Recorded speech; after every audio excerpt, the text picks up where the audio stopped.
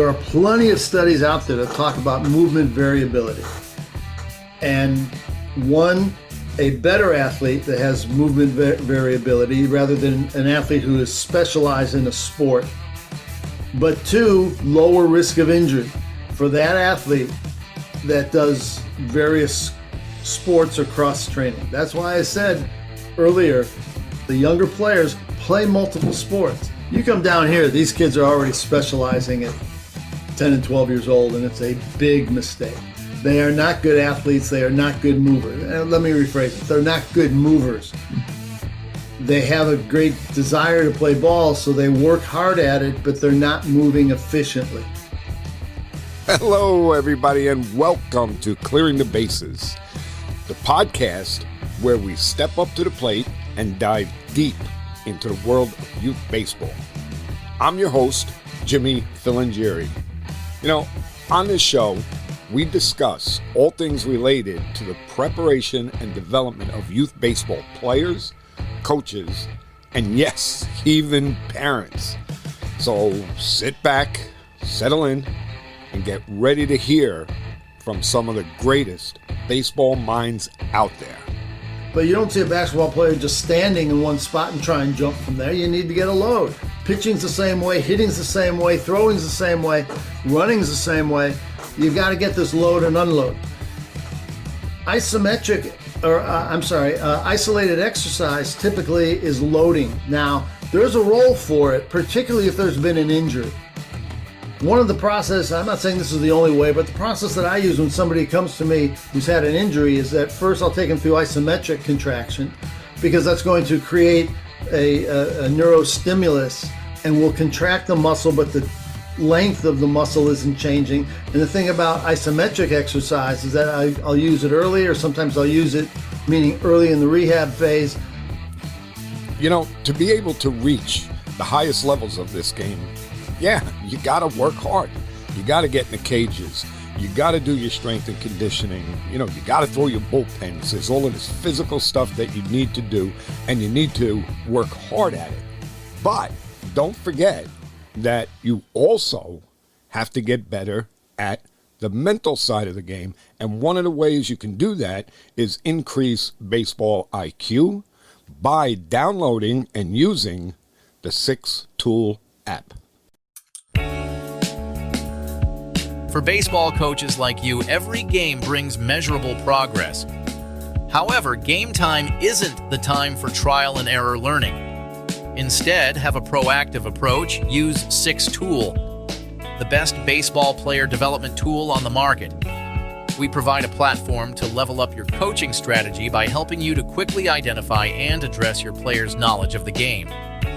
By using our easy-to-implement interactive player quizzes, you can assess position-specific issues, overall baseball IQ, and much more. Win more games and develop better overall baseball players with effective off-the-field training. Visit us at 6-tool.com. 6-Tool. Get ahead in the game. So today on Clearing the Bases, we're joined by one of the most respected minds in human movement science and one of the leading voices in arm care education. Chuck Wolf, founder of Human Motion Associates and creator of the groundbreaking initiative Saving the Athletic Elbow. So Chuck is widely recognized for his expertise in biomechanics, functional movement, and the kinetic chain, the interconnected system of how athletes produce, transfer, and absorb force. Over the course of his career, he has consulted with elite athletes, sports medicine teams, performance specialists, and organizations across multiple sports. His ability to break down complex movement patterns and translate them into practical, athlete-friendly solutions sets him apart in the field. With the alarming rise of elbow injuries in youth baseball that we all know about, youth, high school, and even collegiate baseball, Chuck saw a critical need for better education, better assessments, and better training principles. That led him to launch SavingTheElbow.com, a comprehensive platform dedicated to protecting the arms of young athletes through science-based movement strategies, prevention tools, assessments, and coach-friendly guidance. Today, he joins us to talk about injury trends, common coaching misconceptions, movement patterns that either protect or stress the elbow, and how we can create healthier long-term environments for our athletes. This is a conversation I think every coach, parent, and player needs to hear. Welcome to the show, Chuck Wolf. Jimmy, thank you so much for the opportunity to be on your show. I've heard some of your podcasts in the past, and you do a great job, and it's a true privilege to be here with you today. Thank you very much. Well, I thank you for the kind words, and it's my pleasure. And I got to tell you something, Chuck. You know, I watched the presentation that you did at the convention last year. When I finished watching it, I was out of breath. That's how much energy you brought to that. That was pretty powerful. Well, thank you. It's this is saving the athletic elbow has become a huge passion in my life and a mission in my career, especially the latter part of my career. I played ball way back in the day when they left the same glove on the field and both teams used the glove. And obviously I didn't hear of anything about elbow injuries except when Tommy John first had his. And I heard about Sandy Koufax's elbow issues, but those were the abnormality. It was not the common thing today, or back then. Today, it's become a mission for me because it's an epidemic that I truly, truly believe. The more that I study this, the more kids and young players are being coached into a violation of the principles of human movement, and that's where my passion comes in. Well, I mean, I could tell you in that presentation, you could feel your passion. And that's what I loved about that presentation is, how passionate you were about trying to get that message across to everybody. So it was fantastic. So thank you, sir. So let's talk a little bit about, give us an idea of your background and, how you got into human movement, biomechanics. Tell us all about that. Well, it goes way back. I mean, it was when I was in traditional college, college, I withdrew to go play pro ball. I played minor league ball till I had 2 knee surgeries, and that was the end of my career. But I always promised my parents that I would go back to school, and I was going to finish up in business, but I developed a minor in exercise physiology, and my interest back then just prompted me to go on to graduate school in exercise physiology. And along the way in my career, I've developed I attained a fellowship in biomechanics. So I've been in practice now for 45 years. And as you stated in your kind introduction, there isn't a sport I haven't worked with, but where I'm very blessed is when I'm able to take my love of baseball and blend it with my love of my work and my life's work in biomechanics, and I work with ball players. The majority of the people that I see and I evaluate have had injuries, and they've been referred to me for injuries. So it's not that I'm just working to train ball players; I'm working to get them moving right. And how this all started, I've been in practice 45 years, and 10 years ago, coincidentally, in one day, July 15th, 2015, I had 3 ball players, a middle school, high school, and college ball player, all referred to me for elbow injuries from 3 different orthopedic surgeons.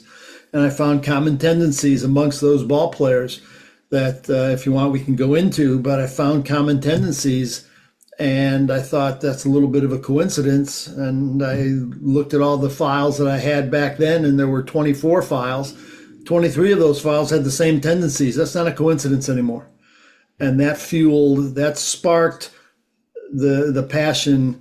And 500 elbows later that I've evaluated, and literally viewing thousands of video clips of ball players that have been injured and ball players that haven't been, I find certain tendencies of how these players are moving.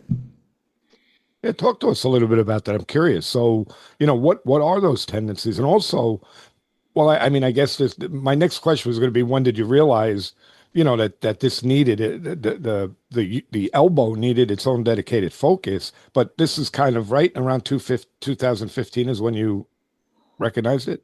That's when I started this. That's when it started. And then I've been doing a study on this for the last 10 years. And the ball players that come in for evaluation, especially the ball players that are referred for elbow injuries, I put them into my database, and I just want to see, okay, what are your metrics looking like? And the first thing that jumped out at that time 10 years ago was that all three of those pitchers had less than 30 degrees of internal hip rotation of the front side hip, the hip opposite the throwing arm. That's when I thought, is this a coincidence? But then when 23 of 24 came back the same way, that's not a coincidence anymore. And today, to this day, I see that 68.9% of the ball players I evaluate have less than 30 degrees of internal hip rotation. I'd like to see about 30 to 35 degrees. Non-injured players have about 34.5 degrees of internal hip rotation of the front side hip. The injured players have 29.4. And there's a significant correlation because what happens, the connection of the shoulder to the hips, and especially the opposite hip, there is a firm connection, a biomechanical connection through rotation of how the hips will impact shoulder and arm function.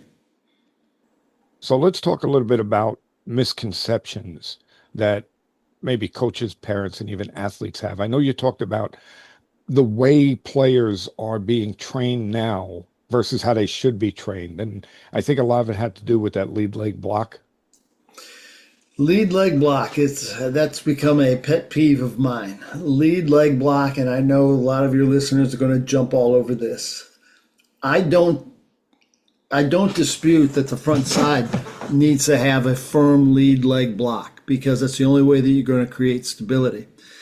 What ball players are being done, especially at the younger levels, at the youth level and into high school, is to stride out as far as they can to give the appearance to the batter that the pitcher is closer than a normal stride. The issue is they're overstriding, and I characterize overstriding by landing on the heel. When you land on the heel, the foot is going to point downward. It's what is called ankle plantar flexion, where the foot points down. The issue is you can't flex the knee when you're in ankle plantar flexion.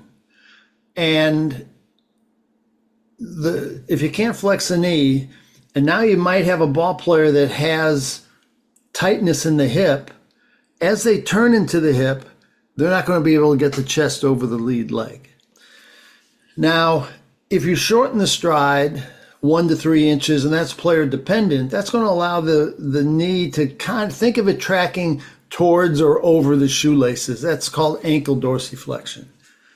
When you do that, that's going to allow the knee to flex. It's going to allow the knee to bend. As the ball player rotates into the front side, there's a natural tendency that the knee will then straighten out, or what we call extension. It will. It's supposed to. The issue is when you overstride, you're extending the knee too early. And then when you turn into the front side hip, that knee is going to often go into hyperextension, or if a ball player is tight, they're not going to be able to buy or gain that internal rotation. So now they can't get the chest over the lead leg, and they flex at the hip, they bend at the hip, and now you don't have the ankle in the proper position. You don't have the knee and especially the hip and the gluteal complex in a position to absorb forces. The forces should be absorbed through the glutes, through the hamstring, through the quadriceps, or think of the thigh muscles, and then a bit into the foot and ankle and the calf.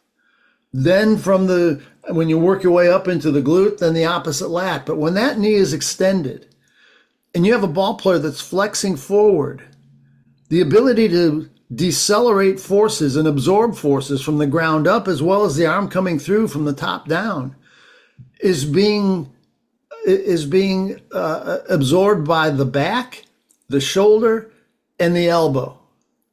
Now, when those three are being are overworked and having to absorb the forces, and now you get a ball player, again, he's strided too long, the foot's plantar flexed, the foot's pointing down the hill, the knee is extended, you can't get the chest over the lead leg, the ball player has his or her arm out in front of them. From the fingertips into the arm, into the torso, into the hip, into the straight leg, into the foot, it forms this C, what I call the dreaded C configuration. Now the only place to decelerate and absorb force is in the back, in the shoulder, and in the elbow. Now let's add on top of the fact that you got a ball player who doesn't have the ability to turn into his hip. He's got less than 30 degrees of internal rotation of his hip. So the hip is now in a suboptimal position to absorb force. Now that force absorption is transferred further up the chain. The other issue is when you fully tension your system, and what I'm really looking at here is what's called the fascial system. Think of the fascia, Jimmy, as like saran wrap around every cell, every muscle fiber, every connective tissue, every joint, every organ in the body. And what it does, it helps create this synergistic relationship. So the main purpose is that as the body is absorbing forces, the fascial system can help mitigate the absorption of forces and distribute it through the body. But when it's fully tensioned, it's like taking a taut guitar string and you pluck it and you're going to get the vibration all the way through the string. Now, if you don't have the ability to absorb force through the leg and the hip and the back, the three big regions, those forces are going to have to go further down the chain or further up the chain into the shoulder and the elbow. So now you think of it as this rubber band that you have maximally tensioned. It is stretched as far as it can go. But what happens now, Jimmy, if you take that rubber band and constantly stretch it, but now you rotate it a little bit, such as when a ball player throws a hard change or throws a split finger or throws a screwball, and as he's fully tensioned that system, now you're rotating it even further. That when you tension that system and it's decelerating forces, the physiologic terminology for muscle function is eccentric contraction. And what eccentric contraction does, it's supposed to absorb force. It lengthens, the tissues lengthen and it absorbs forces. It helps decelerate motion. But now you take that motion when you're decelerating and then you rotate even further, you're taking an eccentric moment on top of an eccentric moment. Now, I'm sure there's a lot of coaches out there that have read studies that are saying that, well, there's tremendous force as the arm comes over the top. There's tremendous force on the elbow as the arm comes over the top during the acceleration phase, which I do not doubt. The issue is, though, is that as the arm comes back and the elbow is flexed and you're in layback or the external rotated position, yes, the elbow and the UCL, the ulnar collateral ligament, is eccentrically loaded. But as the arm comes through, that tissue now is starting to shorten. So you go through an eccentric, and the shortening phase of that is called concentric. You're going through an eccentric concentric moment as you go from the layback into internal rotation over the top to the release point. At the release point, you have deceleration. And now you have eccentric, and you throw those types of pitches where you're going to see more pronation at the arm. You've got an eccentric moment, which is going to add anywhere from 10 to 20% more forces on the elbow during that phase. And that's where the elbows are breaking down. Everybody's talking about what's coming over the top, which I don't doubt there's forces. There's tremendous force on the elbow at the top, especially at the higher levels, in college and pro ball. But nobody's really looking hard at what's going on at the end phase at the release and deceleration point. And that's where I'm seeing the injuries occur. You see, you know what amazes me is you spoke about other pitchers that don't have that lead leg block. They're from, times gone by, Tom Seaver, Roger Clemens, Pedro Martinez. I can't remember all of them that you had there, but I remember there were quite a few. And what amazes me is that they didn't have what you talked about, that C position that they get into. Their chest was out over their front leg. But I guess what I'm getting at is that back then they didn't have the training methods that we have now. They didn't have the technology. I would imagine that like a guy like Tom Seaver just pitched that way because that's the way his body moved. I mean, I'm sure he had instruction, but it seems to me that if we stick to letting players move the way their body wants to move instead of trying to force things on them, is that why we have like all of this stuff going on? Well, you're bringing up a great point. And if you want, I can send you that slide, the 2 slides that I made. And the pictures you're talking about are Tom Seaver, Pedro Martinez, Roger Clemens, Greg Maddux, and Nolan Ryan. Those 5 players, all through mid-90s and higher. Between the 5 of them, there's 111 years of major league service, 1,563 wins, and no elbow injuries until the very last pitch of a 27-year career of a guy who still arguably was the hardest thrower in baseball. And that's after 27 years. Right. All of them had ankle dorsiflexion. They have a flex knee. They're able to get the chest over the lead leg. They're not releasing out on top. They're releasing out in front because their chest is out over the lead leg. They had great mobility. And they threw mid-90s and higher. They weren't in this, and they all had big legs. They all had great drive. They weren't in this, only this pursuit of velocity. I believe the art of pitching has been lost in pursuit of velocity. And to your second question that you had, or let me go back, let me finish up. The following slide that I showed you were 8 current major league pitchers. 8 current major league pitchers going into this past season had 64 years of accumulative major league service. Of those 8, there's 10 UCL surgeries. Every single one of those pitchers has a plantar flexed ankle, an extended knee. Some of them have a hyperextended knee, and they can't get the chest over the lead leg, and they're in the C configuration. And I'd be more than happy. I don't know if it's something that you could send out to your readership or to your viewership, I should say. I'll be more than happy to send those slides to you. But yeah, I'd love to have them. Yeah. It's when you see those pictures, and as I said earlier, I've viewed thousands of video clips, and at least 85% of them have the C configuration. Let me rephrase that. 85% of the videos that I've seen that have had elbow injuries, they've had the C configuration. There's a major league club that's well known, especially over the last 2 years, that leads the major leagues in UCL injuries. And I've got a slide. I put up a post that I had 4 of their pictures on a slide, and all 4 had UCL surgeries. And between the 4 of them, if I recall, there were 6 UCL surgeries on them. Wow. Wow. And to your second question, when you go back to the days of, let's call it the old timers, so the great pitchers, and arguably they should all be in the Hall of Fame. And I think one day they will be. All of them were hard workers. All of them worked on mobility. They did some strength, not the way they do today.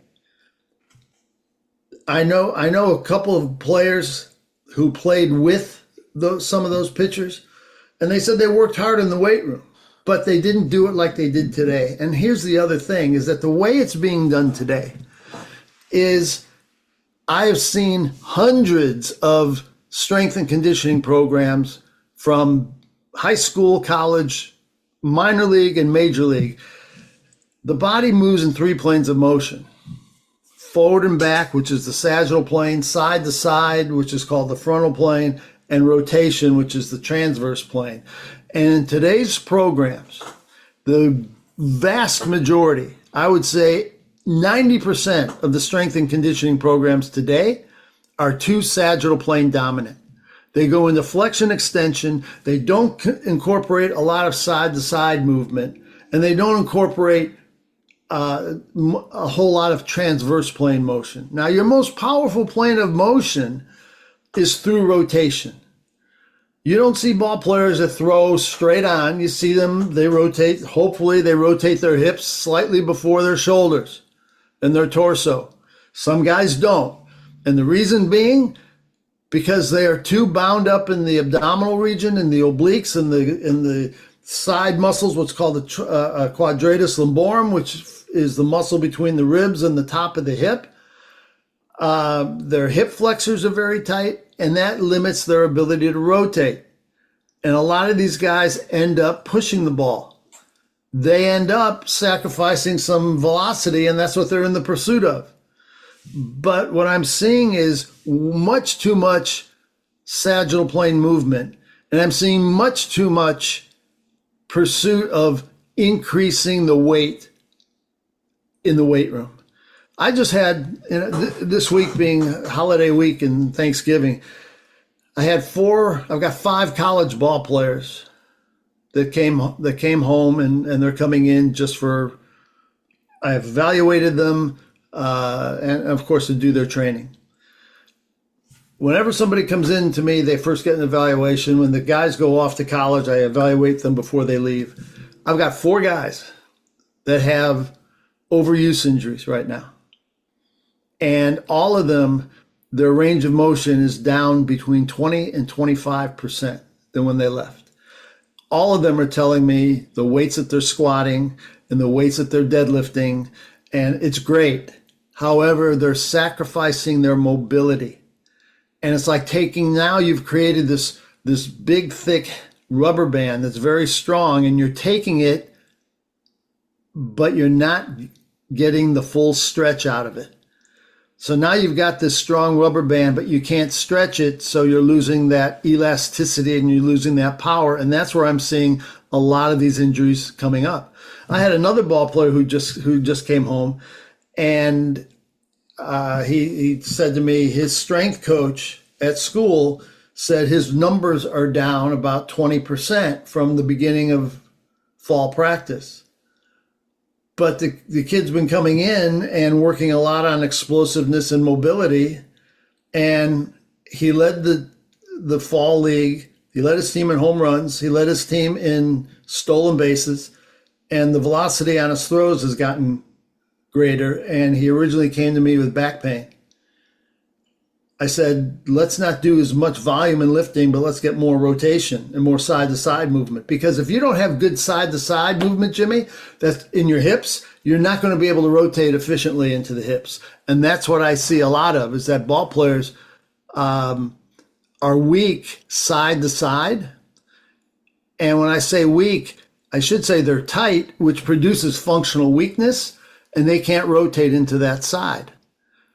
So we have to step back and say, do baseball players need that much weight? I mean, some of these guys are lifting and deadlifting and squatting what NFL ball players are. And the great pitchers in the history of baseball didn't do that kind of lifting. And the injury rate was way down. I've got data to support this. And not only that, but I played the game, and I could tell you, Jimmy, what goes on from the great toe to the time the ball leaves your fingers, or what goes on at joint by joint. And there's certain things that are starting to become a violation of the principles of human movement. And one of them is overstriding, and add on top of that, losing mobility. That energy has to come from somewhere. That energy has to decelerate and be absorbed from somewhere, and it's being absorbed in the wrong places. It's interesting. When I was watching, you had mentioned one of those pitches again, one of the pitches of late that you showed. He actually when he decelerates, he actually recoiled. I mean, am I wrong? I mean, he would actually, come through and then bounce back. That's how they're being taught these days. That's how they're being coached these days. And the issue is, all right, Jimmy, what happens if you start you start driving your car and you get up to around 85 miles an hour and you just drive it straight into a wall? It's not going to be pretty. There's going to be a recoil. Yeah. And this recoil is quite often because the ball player can't get into their front side hip. How many times do you see ball players today, pitchers today, that let's say it's a right-handed thrower, that he leans towards the first base side or to the third base side if they're a lefty, and then they spin out that way? Yeah. It's because they can't get into the hips. Yeah.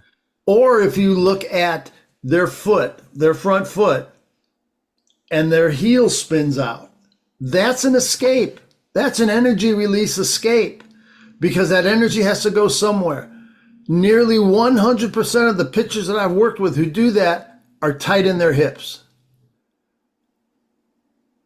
And that has to be corrected. Otherwise, they will break down. Yeah. Yeah. I mean, it makes sense. Talk to me a little bit about utilizing functional movement over isolated exercises.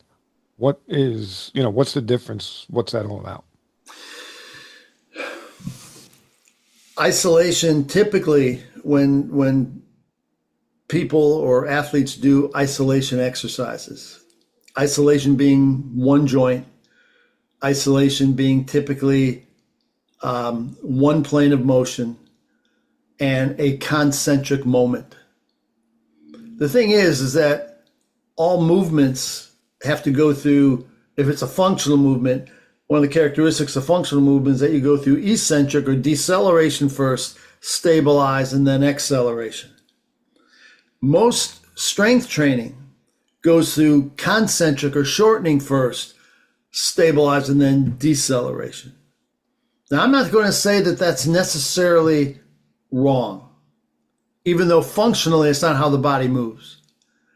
I mean, you take a basketball player, they start from a standing position, they go down, they go into a squat to load, and that squat lengthens the calf, it lengthens the 24 muscles in the foot, it lengthens the calf, it lengthens the quad, it lengthens the hamstring, and yes, even though the knee is flexing, the hip goes into an anterior tilt, so the hamstring is getting lengthened. It lengthens the glutes, it lengthens the back, it stores energy. It's like taking that rubber band and stretching it. When you take muscle tissue or myofascial tissue, because remember, the fascia surrounds muscle fibers. When you take that tissue and you stretch it under load, you're increasing the energy 3 to 9 times. It's storing 3 to 9 times more energy. So now you've got this energy unload. That's why they can load and then explode. But you don't see a basketball player just standing in one spot and try and jump from there. You need to get a load. Pitching's the same way, hitting's the same way, throwing's the same way, running's the same way. You've got to get this load and unload. Isolated exercise typically is loading. Now, there's a role for it, particularly if there's been an injury. One of the process, I'm not saying this is the only way, but the process that I use when somebody comes to me who's had an injury is that first I'll take them through isometric contraction because that's going to create a neurostimulus and will contract the muscle, but the length of the muscle isn't changing. And the thing about isometric exercise is that I'll use it early, or sometimes I'll use it, meaning early in the rehab phase. Sometimes I use it as the activation of tissue. But with isometric exercise, there's no inflammatory response. So if it's in the rehab phase, we'll start with an isometric, then we'll go into a concentric or an isolated movement first, because we still have to gain the strength. And remember, it takes more energy to decelerate a movement than it does to accelerate a movement. So I want to get them stronger first, and then I'll take them through an eccentric triplane loaded, where functional training, the characteristics is, again, eccentric, stabilize, concentric, or lengthening, stabilize, and then shortening, all muscles, all joints work in 3 planes of motion. The books don't tell us that. There is one book that tells, 2 books that tell us that. But there's in integrated movement or functional movement, you've got to have the foot do certain actions to allow the hip to do certain actions, and the leg is just stuck in between, and the leg's going to do what it's going to do and allow the hip and the low back and the torso to integrate. And if you can have an objective and a goal for that, now you're looking at a process and a program that is going to be functional training. And it doesn't have to, you and I could be in the gym together and be doing the same functional movement pattern, but for different reasons, based upon what we find in your ability to move. That's interesting. So let's move on to like warm-ups and throwing, and like what does a typical or what should an ideal pre-throwing warm-up look like for a pitcher, whatever, any baseball player really? What should that look like? Well, I want to say there's no one right way. Obviously, it's how the pitcher feels comfortable and what they've been trained on doing, and what their rituals are, what their routines are. But I'm a firm believer that we need to do certain movement patterns to mobilize the foot and ankle, which will mobilize the hip, to mobilize the thoracic spine. There's what I call three big movement rocks in the body: the foot and ankle, the hips, and the T-spine, the thoracic spine, where the ribs attach. Those are the 3 most mobile regions of the body. If they get limited in motion, then we start to see compensatory patterns and injury risk increase. So I want to see movements. The things that I have ball players do is quite often they'll stand and do what's called a pivotal toe touch. And they're keeping their hip over their foot, and think of a flashlight in the belly button. And if you're facing straight ahead, that's 12 o'clock. If you're standing on your left foot, think of 4 o'clock and 10 o'clock. And I want that ball player to just keep the hip over the foot, rotate, and just do a mini squat. I'm talking about maybe 10, 15 degrees of a mini squat, and then turn into the front side. So if you went to 4 o'clock, you opened up, did a little mini squat. Turn to 10 o'clock, do a little mini squat while you keep the foot flat on the ground, because what that's going to do is help mobilize the foot and ankle complex. It's going to help mobilize the midfoot and allow the foot to do the things it should be doing during baseball activities. Then I'll have a ball player hold either a medicine ball, or if they're on the field, hold the glove, and I'll have them do wide rotations. They'll stand tall. They're holding the glove in front of them, both hands. They're holding the glove in front of them, or a medicine ball. They're holding it in front of them, and they'll step and turn into the lead leg. And I want them to reach with their shoulder blades, so both arms turn into the lead leg. I want them to imagine that flashlight in their belly button, shining that into the lead leg, because where the hips go, the low back will follow. And I want them reaching with the shoulder blade, because where the shoulder blade goes, the arm will follow. So you're going to get these ball players now getting more mobilized in the thoracic spine and the T-spine and the hips. But also, as they do this, not only is it a mobilizer, but it's lengthening the tissue, and that tissue has to lengthen to decelerate the motion. And they're going to not only gain increased range of motion, but they're going to get stronger through rotation. And that will show up in their throwing, it will show up in their running, it will show up in hitting. Another thing that I'll have them do is, as they do that walking pattern, they'll do figure eights into the lead leg. Get a big figure eight. They're holding a medicine ball or their glove if they don't have a ball, med ball on the field. Do a figure eight pattern to, again, mobilize the shoulder girdle, the thoracic spine, and the hips. And then the last thing I'll have them do is what I call a triplane lunge. Imagine you're standing in the middle of a clock. You have 12 o'clock in front of you, 3 and 9 to the sides, and 4 and 8 in rotation, and they will lunge in each of those directions. Now, Jimmy, keep in mind, when it's lunging, think of 12 o'clock. You're facing 12 o'clock. Now you're going to open up your right your right leg and your right hip to 3 o'clock, I'm not having the ball player turn to 3 o'clock and do a forward lunge. I want them facing 12, opening up their right leg to 3 o'clock, lunge, and we do that with the leg open. Then we shorten it where the hip gets over the knee, over the foot. And then I'll have them do a crossover pattern to take that right foot to maybe 10 o'clock. And then we do 9 o'clock and then open up the left leg. And so the left foot's facing 9. Then come back to start, shorten the stride, hip over knee over foot, come back, and then do a crossover pattern. So they're getting their hips and their foot and ankle to move in all planes of motion. If we wanted to add some other things such as hurdles or the world's greatest stretch, I'm fine with that. We could do hip openers, things like that, just to gain the mobility to warm up the tissue so it's easier for a ball player to be able to mobilize and ambulate and do baseball activities safely and efficiently.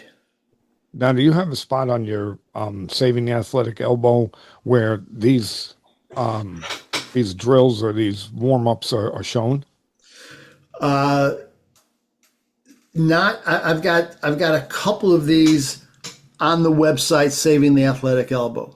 I've created a course for coaches and players, but especially for coaches, of understanding what goes on joint by joint.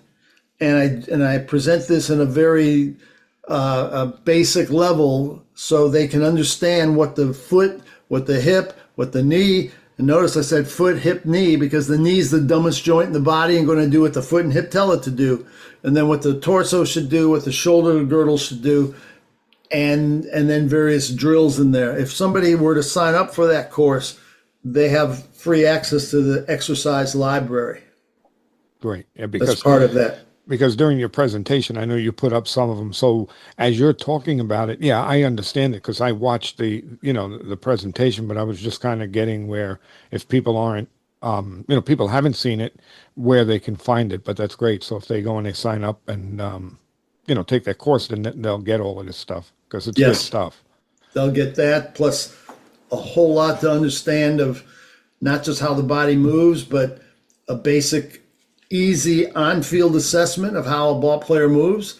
And if you see that the ball player may move a certain way, there's a mobilizer to do, there's a strengthening exercise to do, and I correlate, here's what the limitation is doing to their throwing.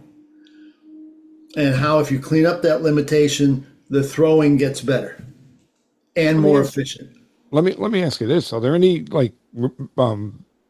any routines or arm care exercises, stuff like that are being used a lot in baseball that may actually be doing more harm than it's doing good? That's a great question. And again, what works for one ball player isn't necessarily the best for other ball players based upon their shoulder girdle function, on how the shoulder blade is moving, on how their posture is. But generally speaking, in my view, there are very few bad arm care exercises. And it depends on what your tendencies or what your preferences are. But I won't use them all based on how a ball player is moving. When a ball player comes to me with a shoulder injury, the last place I'm looking is the shoulder. I want to see how their thoracic spine's moving, how their hips are moving, how their foot and ankle's moving. Then I come up to the scapula and then the shoulder joint. Because if you think about it, the shoulder is dependent upon how the shoulder blade moves, and that's dependent upon how the thoracic spine moves, which is dependent upon how the hips move, which is dependent upon how the foot and ankle moves. So I will select the exercises based upon how the ball player is moving. And that's the critical thing, because one size doesn't fit all in my view. I want to make sure that I'm specific to what the limitations are on the ball player. But to your point, I don't think there's any bad arm care exercises. The thing that I see as bad is, and that I don't approve of, is how a ball player may go through them and it looks like sometimes they're trying to fly away. Yes. Now, if it's a relief pitcher who's getting ready, he has to get hot to go into the game in just a little bit. Okay, I understand that, but hopefully that pitcher has been doing some activity during the course of the game to slowly get their body warm and to ramp up. Sometimes they just get the call and say, Jimmy, you're going in after Chuck hits. Right. But generally speaking, especially for the young ball players, when I see them just going through the band work really quick, it's a waste of their time. They think it looks good because they see a lot of ball players do it, but it is a waste of their time. Yeah, I can't tell you how many times I've gotten on players for that. You see them going a million miles an hour. I'm like, whoa, This is not supposed to be a sprint. Let's go nice and easy. And, that'll explain everything to them. But yeah, I mean, they only emulate, what they see the pros doing. Right. So. Right. The difference is the pros have gone through the proper steps, or hopefully we think the proper steps, and have a certain degree of strength. And they're doing that primarily just to get hot because they know that they're going to go in. Right. Yeah. Okay. So kind of know the answer to this question. We're going to ask it anyway. So how early in athletic development should arm care and movement quality begin? Training begin? When does the ball player start getting serious about throwing a baseball and learning how to throw? I mean, nowadays I would say, I don't even know, maybe 12 is where they start getting serious.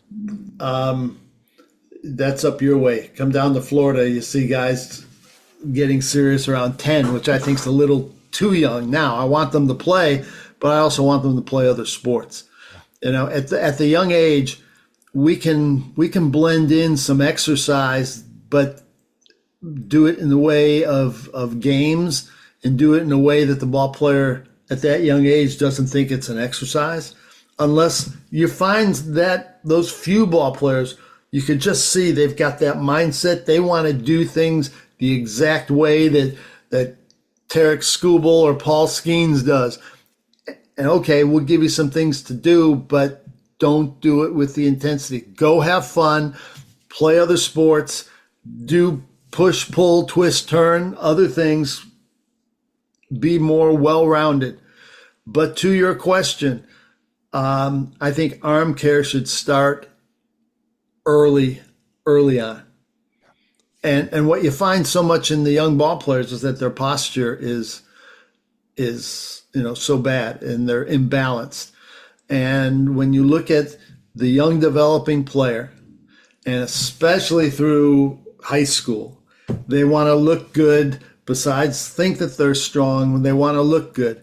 And in their view, looking good is having big pecs, a six-pack, some good delts, good shoulder muscles and biceps.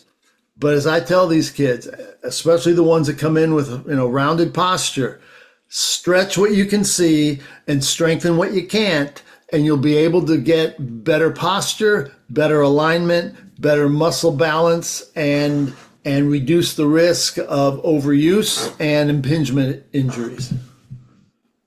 Yeah, I mean, I definitely believe that, arm care should start as early as possible because, again, we see it all the time. And, I think maybe people do understand, but I'm always, explaining that, you get a high school player that has an arm injury. And I was talking, I said, well, this didn't just happen last week. This happened when you were 10 all the way up. Because we weren't doing things the right way. 100% right. 100% right. These elbow injuries do not happen overnight. Shoulder impingements do not happen overnight. These are years of accumulative stress, and typically the site of an overuse injury is not the problem. It's a joint level above or below, or maybe 2 levels above or below that are limited in motion, and the compensation occurs at the site of that injury. Yeah. So these kids have to, one, forget about the pursuit of velocity right now. Learn how to throw a pitch properly. Learn how to be able to absorb forces properly. Play other sports where you have to cut. Play football, basketball, soccer, tennis, whatever it might be. Learn how to stop side to side. don't be a bad mover. Because when I see bad movers, I usually see ball players with injury. And when I see good movers, typically they don't have injuries. Yeah. So get the muscle balance and learn the technique first. The velocity will come later. Yeah, I mean, again, you're preaching to the choir because I say that all the time. The velocity will come, as you grow bigger, stronger, faster. You're going to throw harder. That's just the natural progression of what's going to happen. If you try and force that, which everybody does, I mean, you can almost see it how it's going to hurt you when you're trying to throw like with everything in your whole body to try and throw instead of trying to be fluid and nice and easy when you do things and just let nature take over. Right. I mean, and I don't want to sound naive. I know you have to do things to try and increase your velocity because you need velocity to move on to the higher levels. I understand that. But, trying to make a kid understand that if you pick up 2 ticks on your fastball, a couple miles an hour on your fastball, that's good. That's But they're looking to pick up 6. And when I see programs that say, you'll pick up 4 to 6, 10 miles an hour within a couple of months, that's where big red flags go up. Sure. You need to be a good mover first. Yeah. We talk a lot about pitch counts, but I mean, I'm pretty sure it's you that said that the conversation needs to be much broader, right? What should we really be measuring on pitchers, other than pitch counts? Are you talking about generalization or Yes. at a certain age group generalization? They're finding the pitch count isn't doing the trick and it isn't doing what they thought it may do. Not that I'm opposed to a pitch count, because especially with the developing player. But I really want to take a look at the structure of the mobility and the structure of the strength and conditioning programs, because I'm seeing that is equally as important, especially when you have a bad mover. And there's a lot of ball players that are bad movers. They need to be able to gain the mobility in the foot and ankle, the hips, and the thoracic spine. I am seeing so many ball players that their foot doesn't pronate very well. So now pitching coaches talk about positive and negative shin angle. I will give you about 5 different reasons why there's a positive or negative shin angle. Is it a foot? And is it a forefoot? Is it a rear foot? Is it a hip problem? This is all covered in the Saving the Athletic Elbow. And how we break it down is it goes step, if you do this, if this happens, then this will happen. If you do this, then this will happen, and this will happen to develop a positive result. But I've also seen when ball players have tight inner thigh muscles, what's called the adductors. They are extremely powerful muscles that can create tremendous amount of hip dysfunction. And now I see, because these guys have a tight inner thigh muscle, that the knee flexes as they're loading and driving down the mound, and they don't get into that extension phase of their hip. Well, when their knee flexes as they're driving down the mound and they haven't rotated yet, the femur, the thigh bone, is also turning inward. Now, what that's going to do is cause the heel to come up early, and now these ball players spin out on their foot. Here, there's going to be a difference of a ball player that can push off the inside of his foot versus spinning.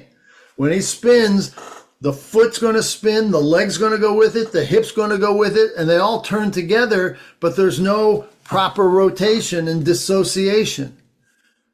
So a lot of that comes from the lack of mobility, and a lot of that comes from, I think, an imbalanced strength and conditioning program.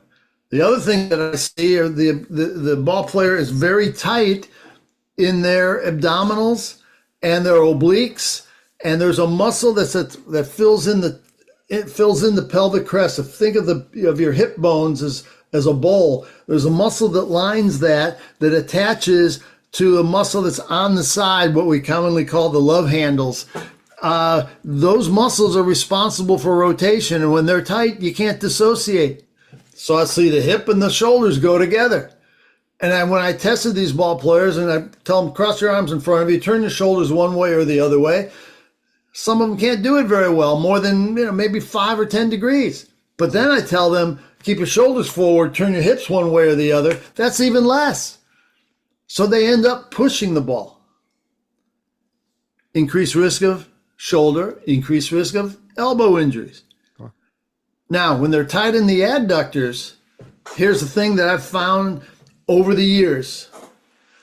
When you see a tight inner thigh, let's say it's a right-handed pitcher and his inner thigh is tight, his right inner thigh is tight and weak, and he goes down the mound, I will guarantee you 100%, because he's doing a side movement, what's called in the frontal plane, I will guarantee you 100% that opposite, so his front side lateral glute is going to be weak.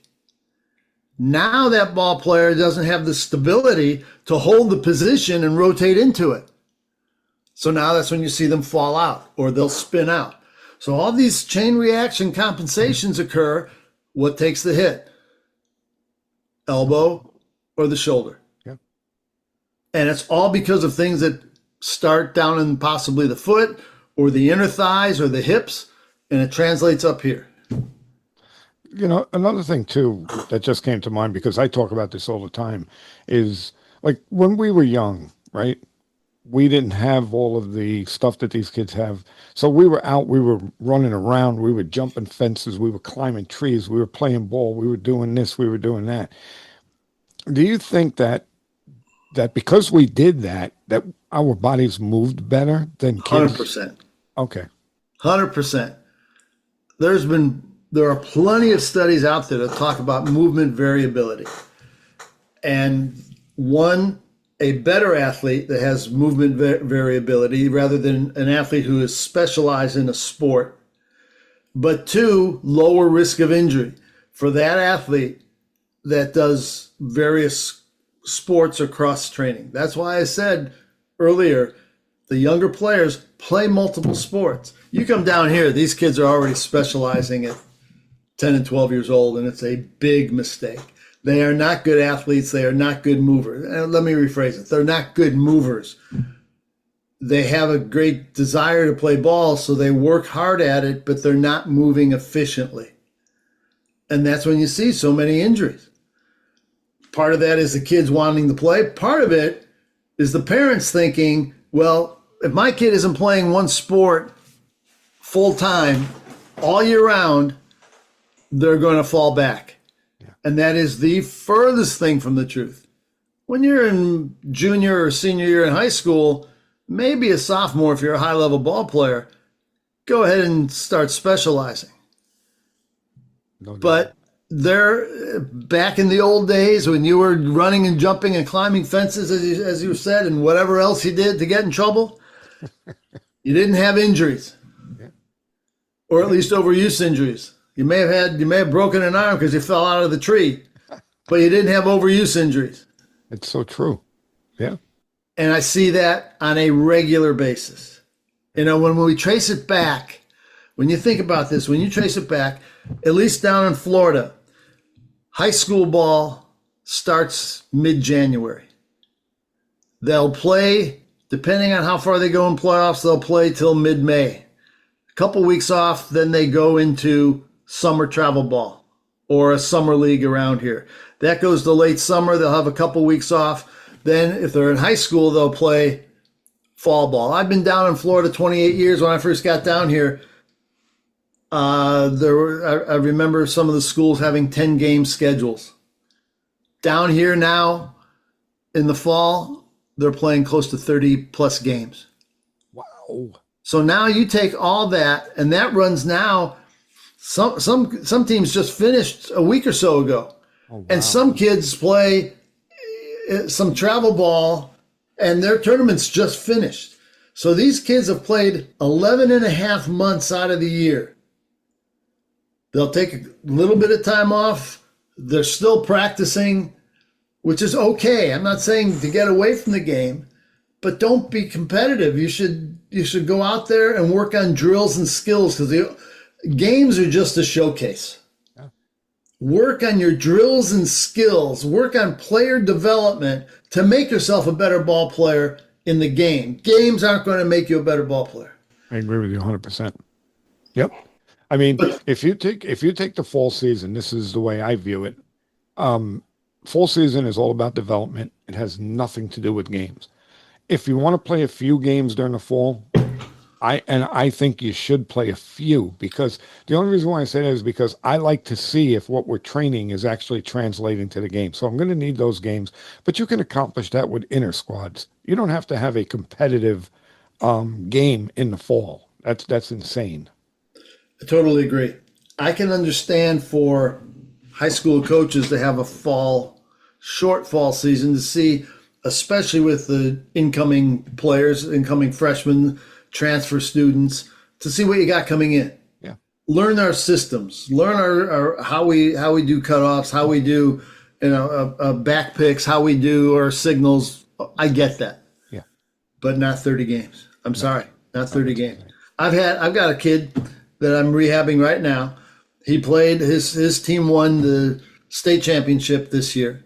So he played from January through May, played in the summer, didn't do any strength and conditioning, and went to probably 4 or 5 showcases, maybe 3 or 4 showcases, and didn't run more than from first to third, right? Well, you've got your rounding second, or you're rounding from second to home.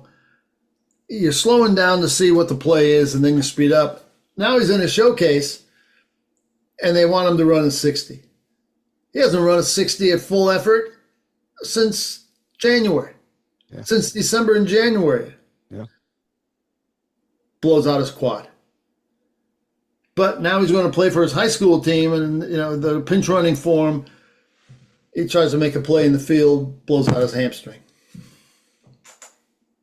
Where's the drills and skills and player development coming in? Where's the strength and conditioning coming in? And it's not. And that's why you're seeing so many injuries. Yeah. Part of the reason you're seeing so many injuries. Yeah. So I'm sorry, go ahead. No, so I was going to go back. You talk about pitch count. The pitch clock, forget about it. Pitch clock's not the issue. They're going to do studies, and they have done studies if there's an issue. Nothing that I've seen statistically significant. But I believe it comes down to the way the pursuit of velocity, and especially the strength and conditioning programs, the lack of mobility, and such a long time of playing. Yeah, I actually think, and this is something that's relatively new with me because I've been seeing it lately, and I never really saw this before, but it was kind of interesting, is I'm seeing that, especially at younger ages. We have our pitch count guidelines, but people don't understand it, and they don't know how to use it. So I'll give you a case in point. If they say that a 12-year-old player can throw 90 pitches in a game, which I think is ridiculous, it shouldn't be that high anyway, if he goes out and he throws 90 pitches in 2 innings, coaches believe that that's still within the guidelines. Right. And when you confront them and say, hey, you can't do this, you're going to kill that kid. Oh, what are you talking about? It's within the pitch smart guidelines. I'm not doing anything wrong. And, to me, that again, that's as of late. Or what if you take that situation and the kid plays on multiple teams? There you go. Yeah. And the kid wants to play, or his coach on the second team says, can you give me an inning? Yeah. The coach doesn't know that he pitched 90 pitches the day or two before. Yeah. Yeah. That's what's happening around here. Well, let me ask you this, okay? So how can coaches with limited resources tailor training to the needs of each player, this way, in terms of movement? That's a great question. And again, this is going to sound solicitous, and I don't mean to make it sound as solicitous as it is, but coaches will gain, if they enroll in Saving the Athletic Elbow course, there's an assessment module in there. And in the assessment module is not only here are a few simple on-field movement screens. They're not diagnostic. It's not to say that this is what's causing an injury. It's to say, if you see a ball player that moves like this, then do these stretches, do these movement patterns. And if you do this, and if you incorporate this into your pre-game warm-up or into your pre-practice warm-up as movement prep, you are going to address the vast majority of the limitations that I've seen over 45 years of ball players and what's going on with them. And they will become better movers. But it's giving them an identity. Here's what to do. Here's how you can correct it. Here's how you can strengthen it. And here's how it applies to the game. Right. Do that. Then there's drills on throwing, and there's drills. There's a flexibility highway section. That's to understand how your ball players are moving. This course, Jimmy, does not advocate a style of pitching. I am not saying you're going to gain 5 miles an hour in your velocity. What I am saying is it will help the coaches identify where there's a high risk of injury and what they can do to help reduce that. Now let's go to the second part of that is, okay, they don't have a big budget. What can they do? Every ball field, every practice field that I've ever seen in my entire lifetime has gravity and ground reaction forces. You can spend maybe $100, $150 with dumbbells or bands and medicine balls, and you now have your workout because you also carry body weight with you. You don't need a lot of equipment. And if by chance near your field or your practice facility there's a hill, now you got a hill, you can do some running, you can do some lunges, you can do some sprints up and down the hill. If you have benches, or if somebody can donate and either get some boxes or make some boxes that are sturdy, a 6-inch, a 12-inch, an 18-inch box, now you've got a verticality to it, and you can do these same movement patterns, and now you're adding verticality, and it becomes a more intense movement pattern. Yeah. So you don't need a lot. Yeah, I just started, I think you and I spoke about it this past September. I started what I call a baseball school. Okay, it's a developmental thing for kids to come, I haven't implemented yet because I'll probably do it next summer, but I did exactly what you're saying. So, I mean, you're making me feel good because I feel now like I did the right thing. I put together a strength and conditioning program of all body weight exercises, so that we can do them at the field. We don't need a facility because, again, a lot of the cost for travel baseball is guys sell them. All our facility, we have weightlifter, we have cages. You don't need that. You need a baseball field. That's all you need. Right. So I love what you said. It made me feel good anyway. Yeah, and especially if it's a tight budget, or you mentioned travel ball. You can't take your equipment with you when you go to travel ball, to the tournaments, but you can take bands, you can take a medicine ball. And you could, and there's so many other toys out there. I mean, I know there's, Paul Skeens has made the water tube, water displacement popular. Yeah. So everybody's doing it now, but not everybody does it the way he does, and not everybody's as mobile as he is. So they have to be careful when you start adding these external loads. Be a good mover first. Body weight is a huge resource. Yeah. It's a huge tool that you carry with you every step on and off the field. Absolutely. And one thing I want to go back to when you were talking about being solicitous, about what you were saying about, where guys can get this information. I don't believe that, you were being solicitous because I want people to go out and get your program because I know that it's going to help them. So by bringing up the program is what I want people to hear. I want them to know that there is a source for them if they're interested and they believe that this is going to help them. I want them to know about your program. Well, I appreciate that. And again, this program is based on movement. And you have to move first to be a good athlete. You have to move to reduce the risk of injury. And what we're doing here is providing information to reduce the risk of injury. And I've taken complexities and I brought it down to a level that all coaches should be able to understand and be able to apply it and relate it to what goes on the baseball field. I don't care if you're a little league dad or you're a major league pitching coach. It's loaded with information to assess what's going on at the foot, at the ankle, at the hip, at the thoracic spine, at the shoulder girdle. Again, not just the assessment, but also throwing assessment. There's a very big throwing assessment component in there. And it's not to say throw this way.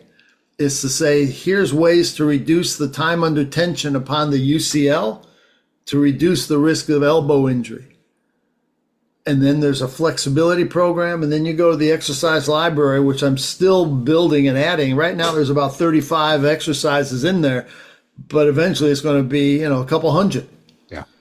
Yeah.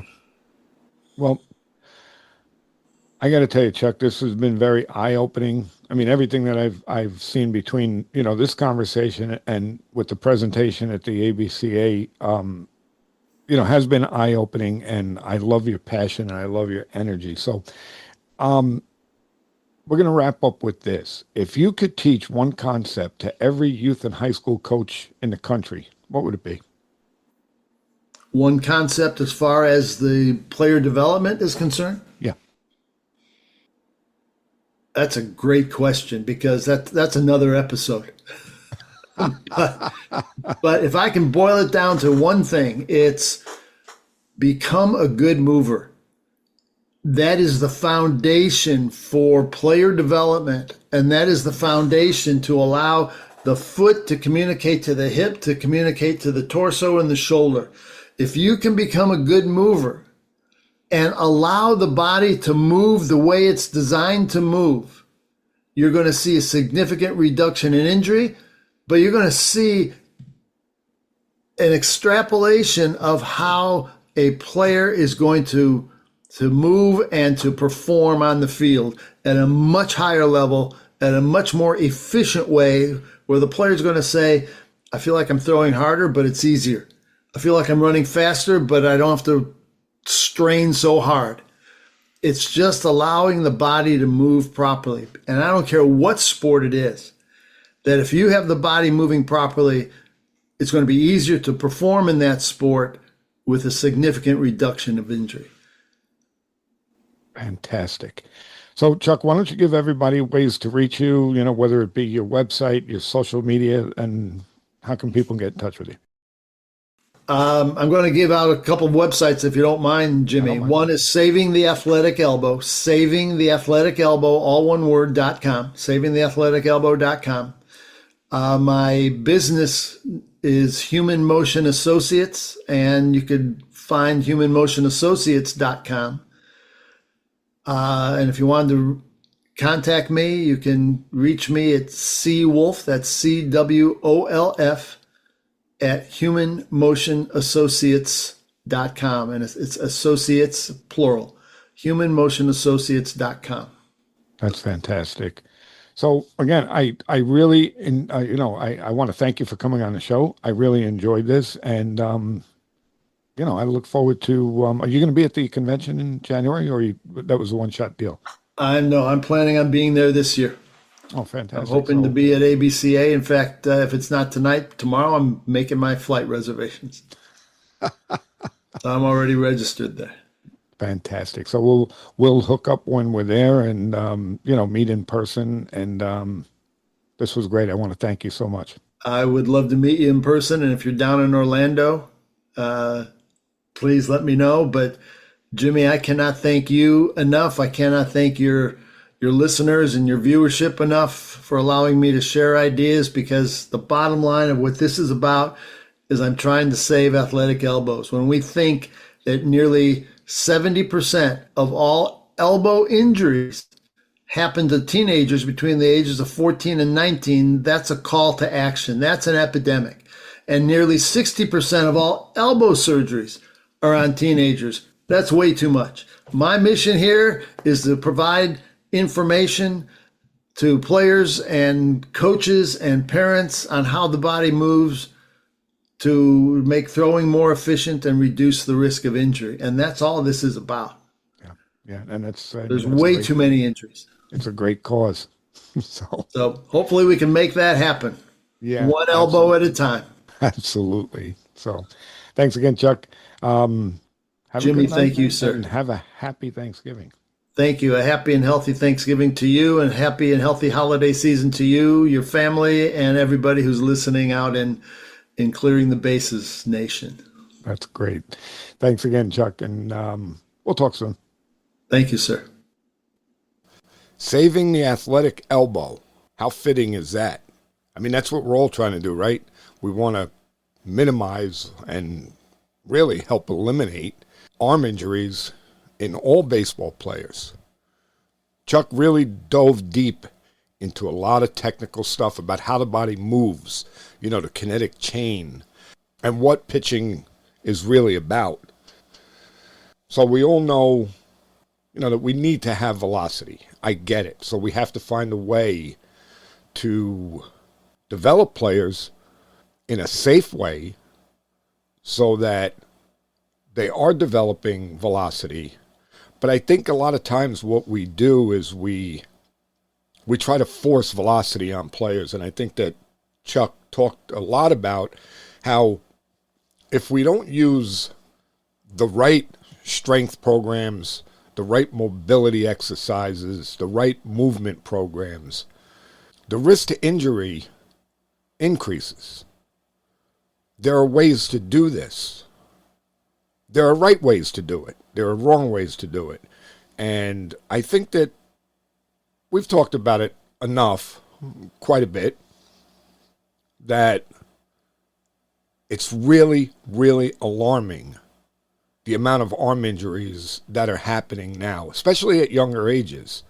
I mean, I'm not saying that they should happen at older ages, but when you start seeing young kids 12, 13, 14 years old having to go through arm surgery because they weren't taught properly, and I'm not saying that I'm the best pitching instructor out there, but there are guys out there who do it right, who know what's important, and they can help you, and Chuck is certainly one of those guys.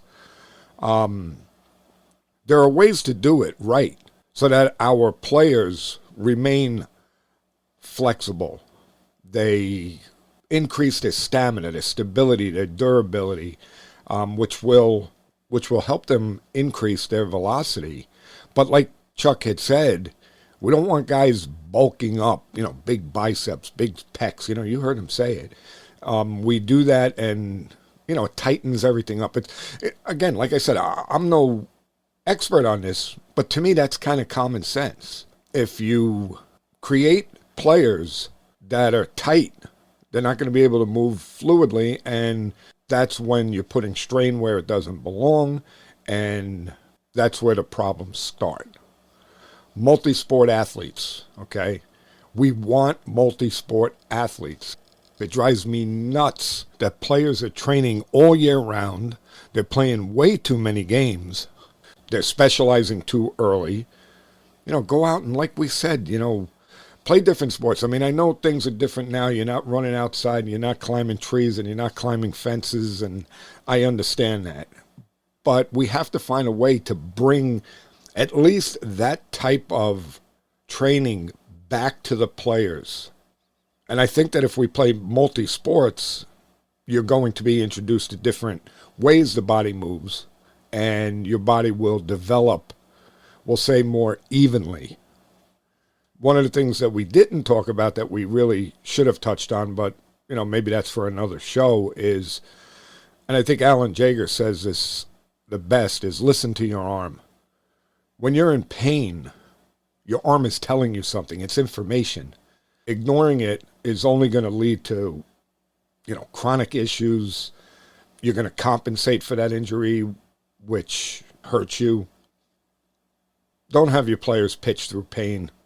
There's a difference between being tired, which you don't want them to pitch when they're tired anyway. But I'm just saying that there's a difference between, soreness, pain, and you need to be able to recognize the difference.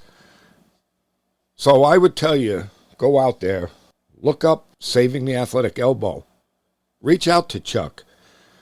You know, pitching is really about biomechanical principles. It's not like copying a specific pitcher. Everybody's body is different. So mechanics will be slightly different from player to player. It's not a cookie cutter, one fit all situation. And I think Chuck can help everybody understand this better, and he can also provide drills, exercises, techniques that will really help everybody to help your players. So, if you enjoyed today's show, don't forget to hit that subscribe button. Visit the website at thectbshow.net. Listen to your favorite episodes and please leave us a review. You can also reach out to the show on social media, X, Facebook, Instagram, YouTube, and get this, the old man has finally got us on TikTok. Keeps me young. And if you have any questions or topics you'd like me to cover, please drop us an email at clearingthebases@gmail.com. Your feedback helps us bring you the best content and reach more people in the baseball community just like you. And also, let me know if you'd like to be a guest. Until then, coaches and players, keep practicing, stay positive, and remember, people don't care how much you know until they know how much you care. Thanks, everyone, and I'll see you on the next one.